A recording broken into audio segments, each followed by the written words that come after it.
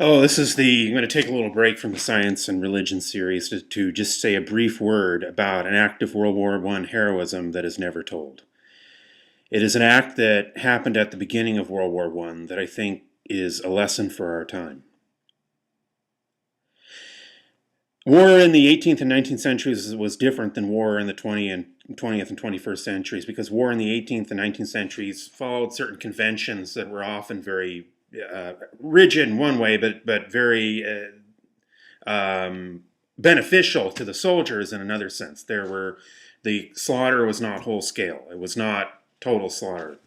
There were the rules of Clausewitz and what you could call the rules of engagement, and a lot of the people came into World War I expecting those very same rules. They were quickly disabused of this illusion by the higher-ups who, on both sides, who wanted total war. But at the very beginning of World War I, there was still some holdover of the old way. Enough so that there were soldiers who, at the very beginning of World War I, did what I consider to be the bravest act of war never told. And that is, they were willing to trust the enemy enough to call a truce for the holidays. This would be in 1914, for the Christmas time. You had British and German troops both wanting to celebrate Christmas and willing to trust that the enemy wouldn't fire during the holiday truce, and sure enough, it happened. Because you see, the ruling classes of both Germany and England wanted this war, but the common people didn't really understand what was in it for them. And the same could be said for the common people of all the countries. They had to be propagandized by war propaganda, a lot of which then and now was based on lies. And so very bravely, these soldiers were willing to trust the other side, but then something remarkable happened. An even braver act of heroism, of wartime heroism, then happened, and that is soldiers actually crossed the lines to the other side and gave gifts.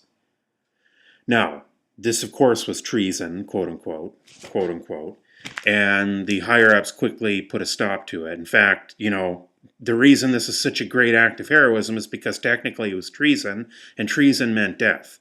And don't kid yourself, treason in such a situation would mean death.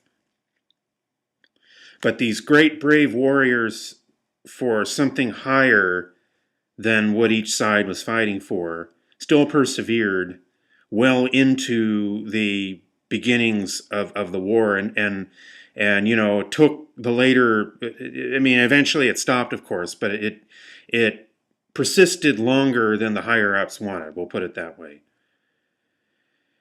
At the end of the war, as is usual with world wars, nothing was accomplished but a lot of mass slaughter. The stage was set for another World War, World War II, far more horrendous than World War I. Genocidal maniacs rose to power in Germany and in other places. And so one might ask, what this act of brave wartime heroism meant.